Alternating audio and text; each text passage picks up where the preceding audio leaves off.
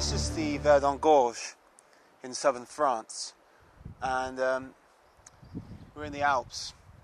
And this kind of environment, this part of the world, in fact, is an area with the densest concentration of sort of prehistoric evidence of European peoples. And that's everything from the Lascaux caves out there on the southwest of France, and on many cave paintings like the ones of Pechmel, Nieux, all these different caves in the Midi-Pyrenees. Then you also have some skeletons and things that have been found. I mean, in the Alps, you have also the Iceman, whose DNA has been analysed and found to resemble many populations in Europe. He, in fact, has a combination of two populations of the three different populations that constitute the European peoples today. Now, every single people in Europe is essentially descended from 3 or 4 races, depending on how you want to look at it. You can divide that actually into just 2 races. The first are the original hunter-gatherers of Europe. The second population is the Neolithic farmers who moved into Europe from the Near East. The third is what is called Metal Age invaders, who came in later, and these are probably the ones who brought the Indo-European languages with them. So they are maybe referred to as the Aryans by some people. But the fact is that these Metal Age invaders actually didn't really have a very different genetic footprint from the people who were already here, because they themselves were the descendants of the original hunter-gatherers of Europe, who had an isolated pocket of them who moved into the Caucasus, and in those mountain ranges were sort of isolated, preserved. They came into contact with the horses and brought that horse culture into Europe, and a whole new Indo-European age was born. The Indo-Europeans brought horses with them, I say, but there were horses here already. I know that because the cave paintings in this part of France have depictions of horses, but these were not the horses that were ridden like the Indo-Europeans. In the prehistoric times, long before the age of the Indo-European peoples and the Neolithic farmers, the horses were wild in these parts of Europe, and they were prey. Now, these people painting them, who lived in this part of the world, they didn't live in caves. That's one thing people mistakenly believe. They just went into the caves to paint, probably for part of a religious ceremony. And the fact that they painted these animals may be because they were so enamored by the animals that they hunted and that hunted them, or it may have been that they were representative of some kind of nature spirits.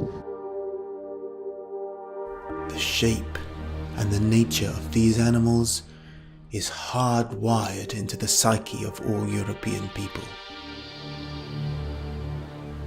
The great herds of Wisent no longer roam across the vast European lands, but there are places in Eastern Europe where they've been preserved, and they may one day be reintroduced across Europe.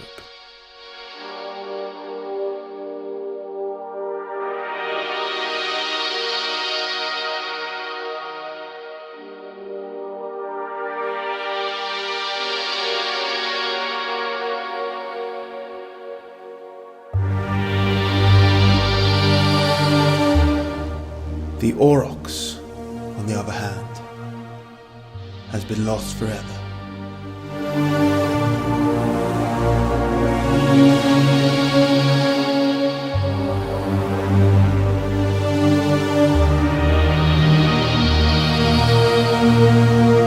But the ibex still hops around the same hills where we find the ancient cave paintings of its ancestors.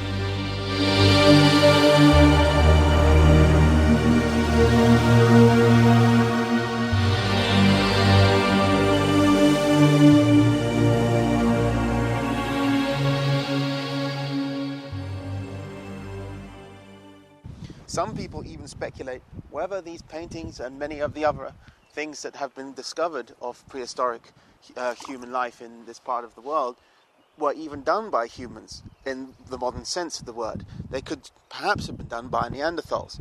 That's certainly not widely accepted because there isn't any concrete evidence that Neanderthals had as advanced culture as we did, but they certainly did have larger brains, and there's evidence that they have been doing things like making structures that were not related to immediate survival. So they did have some kind of notion of the religion, and by structure I mean like stacks of rocks and things.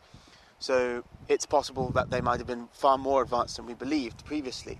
Anyway, they were living side by side, human Homo sapiens, in this part of the world for thousands and thousands and thousands of years, which is why every single European pretty much has Neanderthal DNA. I'm about 2.1% Neanderthal, but some people can be as much as 4% Neanderthal, and as much as 20% of the Neanderthal genome is preserved in modern populations, but only as much as 3 or 4% in any individual. I think the average is about 2%, like me.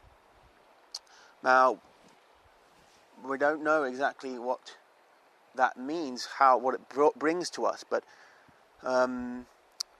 certainly some of the greatest achievements of mankind have been done by people with Neanderthal DNA, so it certainly hasn't been any hindrance to the development of mankind having this hybridization. And there might be certain phenotypes that we observe in modern humans that have been derived from this Neanderthal DNA. I've heard some people say that red hair, like my beard, is in fact derived from Neanderthal. I have an occipital bun at the back of my skull, which is also, that's a Neanderthal trait that some people have. It's a hard, bony lump right at the back here.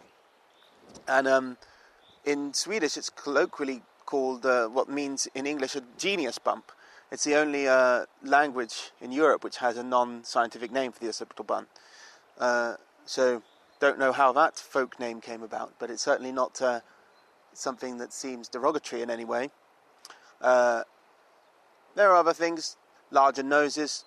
Europeans have more projected noses that might come from the Neanderthals, like heavy brows, a sort of longer rib cage, wider hips, stouter body. But then there are other things that we have in modern European populations which are very different phenotypes from what we associate with Neanderthals. For example, big chins. The Neanderthal is supposed to have a receding chin. So, we're certainly taken something from them, but one thing's for sure, they did live side by side with Homo sapiens, and they hunted the same prey in this environment for thousands of years. And the environment back then wasn't so very different to how it is now, as you see it today.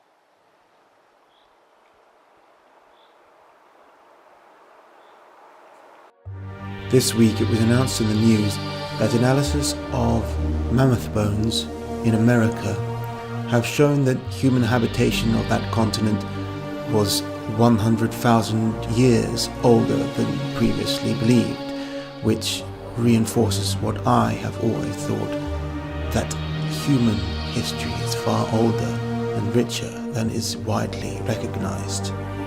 It also disproves the current time frame of the Out of Africa thesis, which will now have to be revised.